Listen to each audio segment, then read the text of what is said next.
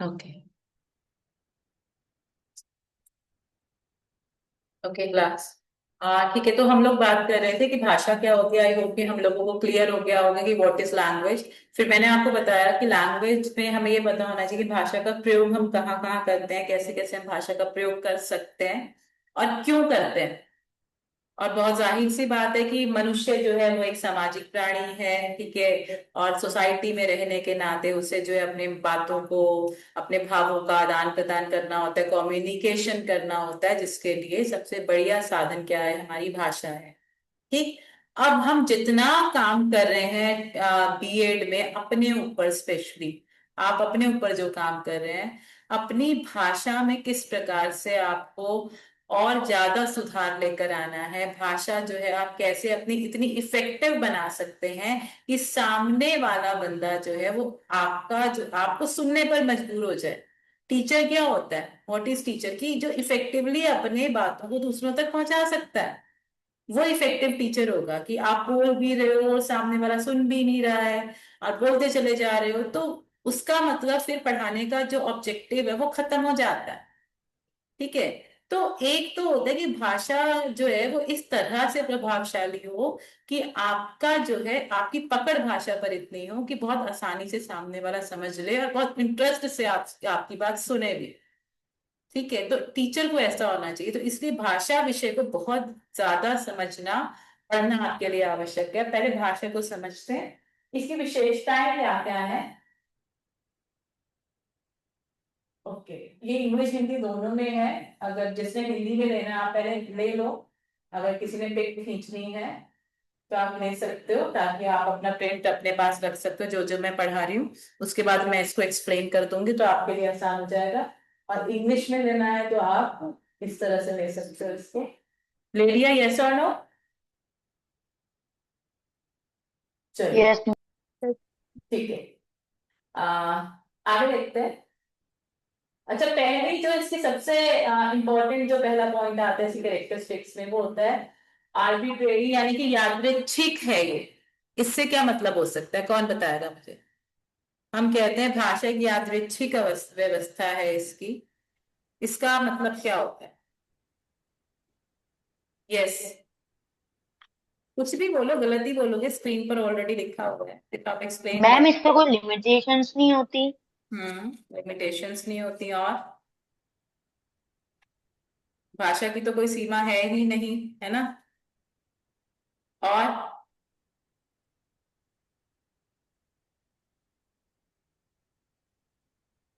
कौन बताएगा यादृच्छिक क्या होता है?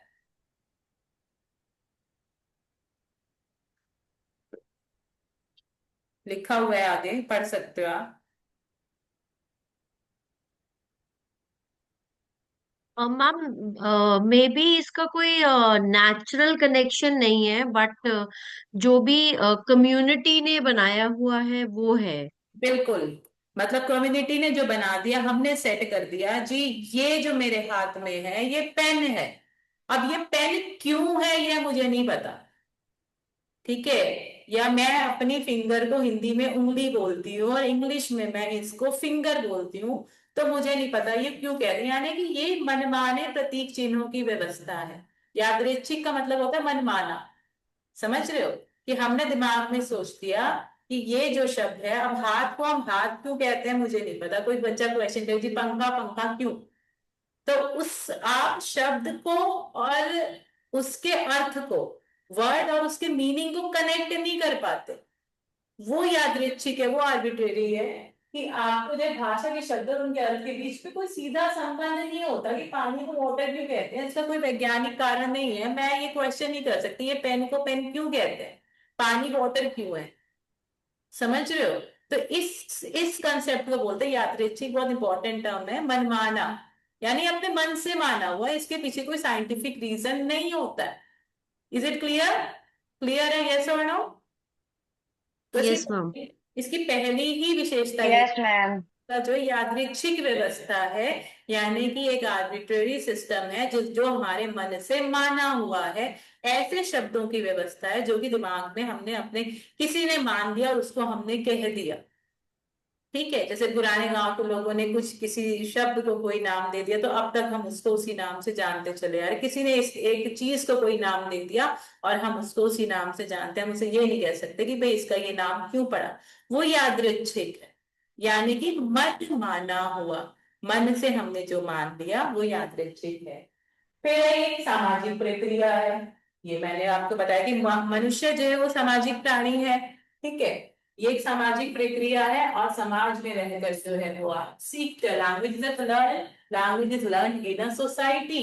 कि अब एक बच्चा है, ठीक है, फॉर एग्जाम्पल एक बच्चा है वो आपके साथ में रहता है, आपका अपना बच्चा है। कहीं हम लोग मम्मी भी होंगी, मम्मी आपके घर के अंदर वो कुछ शब्द सीखता है, बहुत अच्छे शब्द है, आप बड़ा मतलब बहुत खुश हैं कि मेरा बच्चा जो है कितने अच्छी लैंग्वेज यूज कर रहा है। आप इंग्लिश बोल रहे हैं, वो इंग्लिश यूज कर रहा है, हिंदी उसकी जो है वो बहुत शब्द है, हिंदी भाषा का प्रयोग कर रहा है। तो अचानक से आपको लगा कि यार इसकी भाषा में इतना बदलाव क्यों आया। मैंने तो इसको ऐसे शब्द सिखाए नहीं, अभी तो स्कूल में गया था। तो आप तुरंत उसकी टीचर के पास जाएंगे और मिलेंगे, मैम ये बच्चा किन किन लोगों के साथ रहता है, ये किन किन बच्चों के साथ बैठता है, मेरी बात बच्चे की भाषा में इस तरह के शब्द थे ही नहीं कभी। तो वो कहाँ से आए, उसकी सोसाइटी से आए कहीं ना कहीं से, है ना। कि उसने जो है वो सिर्फ अपनी क्लास के साथ साथ उसके आसपास जो पीयर ग्रुप होगा उसका, क्लास का ग्रुप तो अलग है, उस वो अपनी सोसाइटी में किन बच्चों के साथ खेलता है, उनके घरों में किस भाषा का प्रयोग होता है, वो अपनी क्लास में किन बच्चों के साथ रहता है, उनके घरों में किस भाषा का प्रयोग होता है। तो भाषा सिर्फ एक माता पिता ही अपने बच्चे को नहीं सिखा सकते, एक सामाजिक प्रक्रिया है कि ये जो है समाज में रहकर सीखी जाती है। इसमें हम पॉजिटिव भी बोल सकते हैं, इसमें हम नेगेटिव भी बोल सकते हैं। कि मम्मी पापा की उसने उसका जो शब्द भंडार था, जो उसकी वर्ड पावर थी, घर में उसने कुछ शब्द सीखे, लेकिन जब वो बाहर जाता है, जब वो स्कूल में जाता है, अपने फ्रेंड से मिलता है, तो ग्रीट करना सीखता है, उसके लिए वो नए नए शब्द सीखता है, नए नए वर्ड सीखता है, नए नए तरीके सीखता है। वो मतलब बातें करना, उसके अंदर कॉन्फिडेंस आता है। जैसे मैं यहाँ पर बात कर रही हूँ, मैं आपको बार बार बोल रही हूँ कि आप बोलो। ठीक है, बोलने से क्या होगा, आपको 10 लोगों के बीच में, जब आप 15 लोगों के बीच में, या फिर जब आप यहीं पर भी ऑफलाइन, मैं तो प्रेफर यही करती हूँ कि आप लोग ऑफलाइन आए तो हम लोग आपस में बातचीत करें। कि जब आप यहाँ पर आओगे तब हम आपस में बातचीत करना सीखेंगे, यहीं से कॉन्फिडेंस डेवलप होता है। जब आप टीचर बनेंगे तो पहली चीज क्या होती है, कॉन्फिडेंस होता है, आपकी अपनी भाषा पर पकड़ होती है। आप कितनी जल्दी जो है अपनी अपने बात को एक इफेक्टिव तरीके से, और इफेक्टिव तरीका क्या होता है, आपकी भाषा ही तो होती है। तो आप सभी जो है, एक ये जो है भाषा समाज में रहकर सीखी जाती है। एक बच्चा जो अकेला सिर्फ अपने मम्मी पापा के साथ ही रह रहा है, आप उसका विकास देख लो, डेवलपमेंट देख लो। एक बच्चा जो स्कूल भी जा रहा है, जो ट्यूशन भी जा रहा है, जो खेल भी रहा है, जो अलग अलग एक्टिविटीज, आजकल पेरेंट्स बहुत मतलब चाहते हैं मेरा बच्चा इस एक्टिविटी में जाए, मेरा बच्चा उस टीम में जाए, मेरा बच्चा यहाँ, हर जगह मेरा बच्चा हो। क्यों, ताकि जितना वो समाज में रहेगा उतना ज्यादा वो सीखेगा, उसकी ग्रोथ, उसका डेवलपमेंट उतना ज्यादा होगा। यस और नो, कुछ तो बोल दो यार कभी कभी। Yes ma'am. ओके, ठीक है। तो इस तरह से जो भाषा में रहकर, समाज में रहकर हम भाषा को सीखते हैं। ठीक है, language learn in a society, it's a collective property of a social group. फिर उसके बाद वो कह रहे हैं कि भाषा स्थिर नहीं रहती। ठीक है, भाषा जो है स्थिर नहीं रहती, ये परिवर्तनशील है, डायनेमिक चेंजेबल है। इसमें जो है कहीं ना कहीं से बार बार परिवर्तन होते रहते हैं। अच्छा, मानकीकरण शब्द सुना है आपने, मानक भाषा शब्द सुना है आपने, हिंदी वाला अगर कोई जुड़ा हुआ हो तो। मानकीकरण क्या होता है, मानक भाषा क्या होती है, कोई टीचर, कुछ मानक आपने सुना हो, मानकीकरण। अच्छा ओके, चलो कोई बात नहीं। मैं आपको इतना बताती हूँ कि जो भाषा है वो समय समय पर बदलती रहती है। फॉर एग्जाम्पल अगर आप बात करें हिंदी की, तो आप पहले देखें पुरानी कोई नॉवेल्स, पुराना आप कुछ उठाएंगे तो आप देखिए जो था, वो किसी और तरीके से लिखा जाता था। जैसे अ, इधर इससे पहले ऐसे लिखा जाता है, यस और नो? दिख रही है स्क्रीन मेरी? यस और नो यस स्क्रीन? मैम। अब ऐसे लिखा है। यस। पहले ना को पहले ऐसे कुछ बनाते थे, फिर ऐसे ऐसे करते थे, कुछ इस तरह से, कुछ मतलब उसकी फॉर्मेशन क्लियर नहीं थी। मतलब कुछ इस तरह से लिखा जाता था पिछली पुरानी किताबों में। अभी किताब में प्र ऐसे लिखा जाता है, ये प्र होता है, लेकिन पहले हम प्र को ऐसे बनाते थे। यस और नो? ठीक है, पहले झ जो था वो ऐसे लिखा जाता था, अब हम झ को ऐसे लिखते हैं। यस और नो? स्क्रीन दिख रही है मैं क्या कह रही हूँ?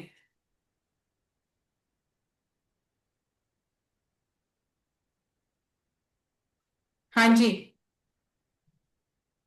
ऐसा पता है आपको? Yes ma'am. हम्म। पहले हम लोग पहले कुछ वर्ण ऐसे हैं हिंदी भाषा में जो समय समय पर बदले हैं, जो टाइम के अकॉर्डिंग जो है, जिनमें परिवर्तन आया है। यानी कि हमारी जो भाषा है, कोई भी भाषा है, चाहे वो इंग्लिश है चाहे वो हिंदी है, समय समय पर इंग्लिश में हो सकता है कुछ लेटर्स की फॉर्मेशन में चेंज आया हो, कुछ स्पेलिंग्स में कुछ चेंज हो, या फिर जो है वाक्यों में कुछ चेंज हो। इसी प्रकार से जो हिंदी है, हिंदी के अंदर कुछ शब्दों में चेंज आया है। या इसे कहते हैं हम मानक भाषा, कि हमारी जो भाषा जो हमने मान ली है कि अब भाषा का रूप ये ना रहकर ये रहेगा। इसके ऊपर डिपेंड करता है, मीडिया के ऊपर सबसे ज्यादा डिपेंड करता है। आपकी जो न्यूज़पेपर्स में किस तरह की भाषा आ रही है, जो नई किताबें आपकी छप रही हैं उसमें किस तरह की भाषा आ रही है। इसका प्रयोग जितना ज्यादा हम लोग इसका यूज जो है अपने मीडिया में करते चले जाएंगे, उतना ज्यादा उसका जो रूप होगा वो स्थायी हो जाएगा, यानी परमानेंट वो आपकी लैंग्वेज का रूप वही हो जाता है। तो कहते हैं भाषा हमेशा एक जैसी नहीं रहती, भाषा हमेशा बदलती रहती है। ठीक है, तो इसलिए ये पॉइंट लिखा गया है कि भाषा परिवर्तनशील है, भाषा स्थिर नहीं रहती, इसमें नए शब्द भी जुड़ते हैं। नए शब्द हम अपनी भाषा में बोलते हैं, जैसे कि सपोज पहले की जो भाषा थी, अब जब हम कोई लैंग्वेज पढ़ा, जब आप इंग्लिश पढ़ा रहे हो अगर अपनी क्लास में सपोज, ठीक है, तो इंग्लिश पढ़ाते पढ़ाते जरूरी नहीं है खाली आप इंग्लिश तक ही सीमित रहें, आप अपनी भाषा में इंग्लिश के साथ साथ हिंदी शब्दों का भी प्रयोग करेंगे। और इसी तरह से अगर मैं हिंदी पढ़ा रही हूँ क्लास में, तो आप जैसे सपोज मैंने क्लास शब्द बोला, तो क्लास जब हमारी भाषा में, हिंदी भाषा में ये जो शब्द है वो इस तरह से बस गया है कि मुझे ये लग ही नहीं रहा कि मैंने उसके अंदर इंग्लिश का प्रयोग किया। स्कूल शब्द में बोलती हूँ, स्कूल ऑटोमेटिकली हिंदी में आ गया। हम विद्यालय की जब हम स्कूल शब्द का प्रयोग करते हैं, ठीक है। अब ट्रेन को हम रेल को, पहले जो शुद्ध शब्द था वो कुछ और ही था, अब हमने उसको बदलाव करके उसको रेल या ट्रेन हम कह देते हैं, जो कि हिंदी भाषा में चलता है। ठीक है, मेट्रो शब्द जो है, मेट्रो शब्द अंग्रेजी का शब्द है, उसने उसको हमने अपनी हिंदी भाषा में ले लिया। तो जैसे जैसे समाज में परिवर्तन होता है, वैसे वैसे हमारी भाषा के शब्दों में भी वृद्धि होती है। शब्द जो होते हैं, शब्दों का विकास होता है, बहुत सारे शब्द नए हमारी भाषा में आ जाते हैं। तभी तो कह रहे हैं कि मैम ये सराहना। Ma'am I have a question. आजकल जैसे काफी ऑक्सफोर्ड डिक्शनरी में भी काफी आजकल जेन जी वाले वर्ड्स ऐड हुए हैं, लाइक बिल्कुल। जिब्रिश, डिल्लू, और एब्रिविएशंस भी आए हैं। लाइक बच्चे आजकल पूरा फॉर्म नहीं बोल के वो छोटा फॉर्म में ओएफजी बिल्कुल बोल बिल्कुल। दिया ये। तो जस्ट फॉर माय नॉलेज, अगर मैं ये अपने एग्जाम्पल्स में डालती हूँ, विल इट बी एक्सेप्टेबल या नहीं? देखो क्या होता है, जो जेन जी वाले वर्ड्स की आप बात कर रहे हो, देखो जो हम लोग बच्चे मैसेजेस में यूज करते हैं, चैट्स में यूज करते हैं, कई बार तो हमें पता ही नहीं चलता वो बोलना क्या चाह रहे हैं। या। आजकल की जनरेशन है वो उस तरह के वर्ड्स जो शॉर्ट फॉर्म्स यूज करती है वो नहीं बोलना चाह रहे, लेकिन हाँ, कुछ ऐसे शब्द जो इतने कॉमन हो गए हैं, जो कि हम अपनी भाषा में, जो हमारी बुक्स में भी आ गए हैं, जो शब्द जो इतने कॉमन हो, हाँ जैसे जी। मेट्रो शब्द बुक में आ गया, है ना, जो हमारी बुक्स में भी आ गए, जो पेपर्स में भी आ गए, जो प्रिंट मीडिया ने एक्सेप्ट भी कर लिए, वो शब्द तो बिल्कुल ठीक है। लेकिन जो बच्चों ने खुद ही बना लिए, ठीक है, खुद बना के हम्म। वो यूज करें, अब आपकी जैसे आपने बोला ऑक्सफोर्ड में आ गए वो शब्द, तो एक्सेप्टेबल है हाँ ये। जी। जब वो ऑक्सफोर्ड वाला हम्म। दे रहा है तो कुछ सोच समझ कर ही दे रहा है ना आपको। वो करेक्ट। शब्द आ गए ना डिक्शनरी में, प्रिंट हो गए, हम्म। लेकिन कुछ ऐसे शब्द जब इनकी आजकल के बच्चों की अगर हम भाषा देखें तो आप हैरान हो जाओगे। अगर उन्होंने जो बात करनी है ना कोड लैंग्वेज में, तो वो कर भी लेंगे और आपको समझ ही नहीं आएगा उन्होंने क्या बोला। यार ट्रू। इतने कोड्स होते हैं उनकी भाषा में, इवन चैट्स में हम्म। बहुत कोड्स होते हैं। तो वो चीजें तो एकदम डिफरेंट चली जाती है। लेकिन हाँ, जो इस तरह के शब्द हैं जो हमारी डिक्शनरी एक्सेप्ट कर रही है, जो ऑक्सफोर्ड में आ गए हैं, जो प्रिंट में चले गए हैं, जो बुक्स में आ गए हैं, वो तो हम एक्सेप्ट कर ही रहे हैं, और इवन हम अपनी लैंग्वेज में भी यूज कर रहे हम्म। हैं। तो मतलब इस तरह से, मतलब यहाँ पर मैं कहती हूँ, यहाँ पर हमारे वर्ड्स में वर्ड्स इंक्रीज हो रहे हैं हमारी भाषा में, और नए शब्द आ रहे हैं डिमांड के अकॉर्डिंग, जो आजकल के समाज की डिमांड है। समझ, एआई आ गया, आर्टिफिशियल इंटेलिजेंस आई है। आर्टिफिशियल इंटेलिजेंस के साथ साथ कितने सारे वर्ड्स जुड़ गए हैं जो कि हम यूज कर रहे हैं। चैट जीपीटी आ गया है, यस और नो, और उसके साथ साथ और भी कितने सारे शब्द आ गए हैं। तो अगर मैं कहूंगी इंटरनेट की दुनिया, आपको जो है हिंदी वालों को ही मैंने बोल दिया जी इंटरनेट की दुनिया के ऊपर आप अनुच्छेद लिखो, तो उनके तो आधे शब्द ही अंग्रेजी में होंगे, जो कि एज इट इज बिना चेंज के हिंदी में आ गए हैं। तो मैं अब ये तो नहीं कहूंगी ना जी ये तो इंग्लिश में लिख दिया तो मैं तो नंबर काटूंगी, नहीं काटूंगी मैं नंबर। क्यों? जब वो ट्रेंड ही वही है तो मैं तो नंबर क्यों काटूं? हम्म। वो तो ट्रेंड है ना, वो तो शब्द ही हम यही हम्म। कर रहे हैं, तो मैं नंबर क्यों काटूंगी? वो तो मुझे एक्सेप्ट करना ही पड़ेगा। तो शब्दों के ऊपर भी डिपेंड करता है कि वो शब्द जो है वो कहाँ से कैसे हमारे तक आए। ठीक। तो वही चीज है, तो वही वो कह रहे हैं कि भाषा चेंजेबल है, परिवर्तनशील है। पुरानी जो शब्द थे, अब सपो अब मैं बुक फेयर में गई थी फॉर एग्जाम्पल। तो बुक फेयर में मैंने जो किताबें देखी, पहले के जो राइटर्स होते थे, वो अपनी जो नॉवेल्स होते थे इतने भारी भरकम शब्द इस्तेमाल करते थे हिंदी में कि नॉवल जो नॉर्मल सा बच्चा है वो अगर नॉवल खोलेगा खोलेगा थोड़ी देर पढ़ेगा, बोर हो जाएगा, बंद करेगा, सो जाएगा। लेकिन अब जो शेर व शायरी आ रही है, अब जो किताबें आ रही, जो कहानियां आ रही हैं, हम तुम जैसे अगर लोग भी अगर वो लिख दें तो वो भी एक्सेप्ट कर रहे हैं, वो भी प्रिंट हो रही हैं। उसके लिए जरूरी नहीं है आपको बहुत ही भारी भरकम एकदम शुद्ध भाषा की जरूरत है। उसमें उर्दू के शब्द भी हैं आपकी भाषा में, आपकी भाषा में हिंदी के शब्द भी हैं, आपकी भाषा में अंग्रेजी के शब्द हैं, सब चीजें मिलकर जो है एक मतलब इंटरेस्ट वाली बात होती है कि भाषा के अंदर आपका इंटरेस्ट कितना है। आप किस तरह से उस भाषा को समझ पा रहे हो और किस तरह से उस चीज को पढ़ पा रहे हो, कितना तो उसको अडॉप्ट कर पा रहे हो। तो वो चेंज मुझे इस बार देखने को मिला कि नई किताबें हैं और बहुत अच्छे राइटर्स की किताबें थी। और जाना चाहिए, अगर आप सभी टीचर्स हैं तो इस तरह से जाना चाहिए। और नए राइटर्स, अच्छी किताबें, और किस तरह से उन्होंने अपनी भावनाओं को, अपनी फीलिंग्स को एक्सप्रेस किया था। एक बहुत ही छोटी सी बात कि उसने जो है किस तरह से एक बड़ी अच्छी किताब है, द से दुख, ई से ईश्वर, है ना, और जो है टेंशन मत लो यारो, ये तो टाइटल थे किताबों के, टेंशन मत लो यारो। मतलब जरूरी नहीं कि मुझे जो है वही पुराने टाइटल्स रखने हैं कि वही जो पहले चिड़ों पर चांदनी, कुछ इस तरह से हमने किताबों के नाम लिख रख दिए कि मतलब कोई पढ़े तो पढ़ने समझ आएगा तो कोई पढ़ेगा। नहीं, टाइटल्स ही बहुत बढ़िया थे। तो वही चीजें जैसे जैसे बदलाव आता जा रहा है, समाज में बदलाव आ रहा है, डिमांड में बदलाव आ रहा है, वैसे वैसे हमारी भाषा भी उस हिसाब से बदलती जा रही है।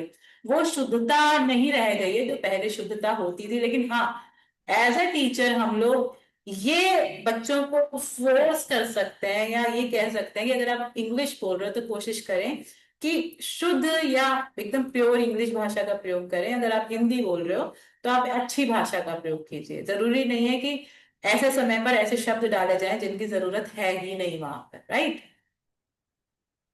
तो यहाँ पर वो कहते हैं कि चेंजेबल है, परिवर्तनशील है। फिर वो कहते हैं सिस्टम,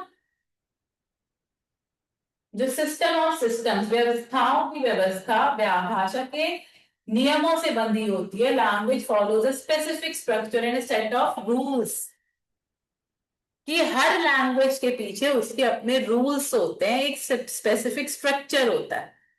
वो रूल्स हमें पता होना चाहिए कि उस भाषा के रूल्स क्या है, उस भाषा का स्ट्रक्चर क्या है।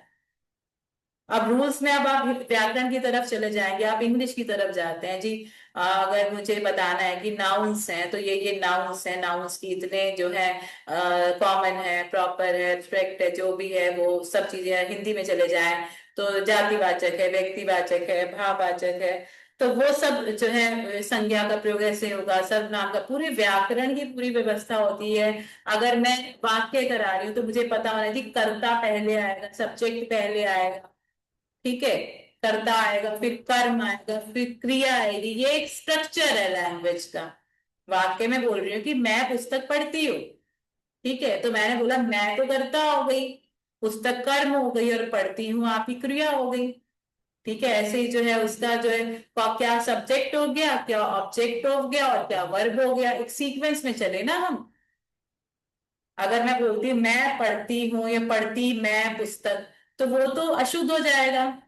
तो एक स्ट्रक्चर होता है हर लैंग्वेज का, समझ रहे हो? एक स्ट्रक्चर होता है जिससे भाषा में शुद्धता आती है, और व्याकरण के नियमों से बंधा होता है। बहुत सारे व्याकरण के नियम होते हैं, ठीक है, बहुत सारे व्याकरण के नियम होते हैं, और उससे हमारी लैंग्वेज बंदी होती है। ग्रामेटिकल एरर्स इसलिए कहते हैं, तभी हम बच्चों को, जब भी कोई बच्चा स्कूल में जाता है, स्कूल में जाने पर सबसे पहली किताब हम उसको अल्फाबेट्स की देते हैं। जो भी लैंग्वेज हम सिखा रहे हैं, हम उसको लिटरेचर नहीं सिखाएंगे, हम उसको कुछ नहीं सिखाएंगे, हम दो तीन किताबें उसके पास होती हैं। एक तो अल्फाबेट की किताब होगी, एक आपकी वर्णमाला की किताब होगी, और एक मैथ्स की जो लाइंस वगैरह, स्ट्रेट लाइंस, स्लैंटिंग। मैथ्स पे तो खैर बाद में ही आएंगे, पहले लाइंस सिखाई जाती है।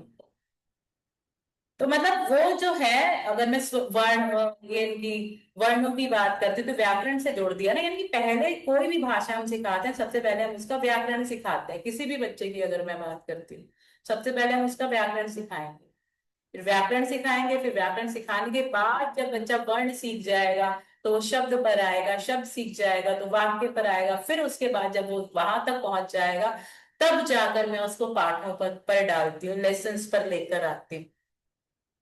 क्लियर है?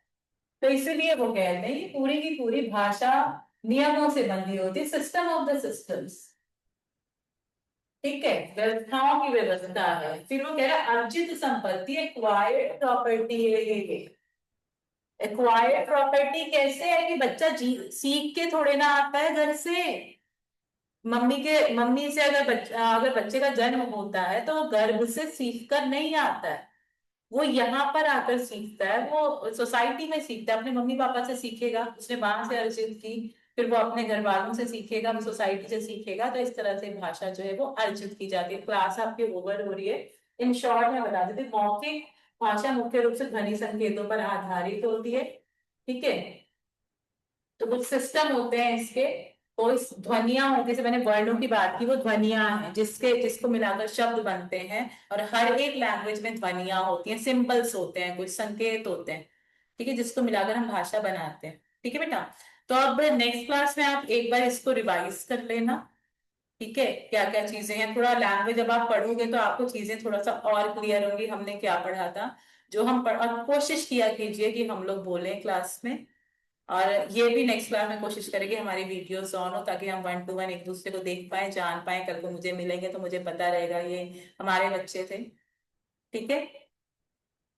चलिए, ओके बेटा, बाय बच्चे। Thank you. ओके बच्चे, नेक्स्ट क्लास में एक बार। Thank you thank you ma'am. Ma'am. Bye बच्चे। Thank you ma'am, bye ma'am. Bye बेटा।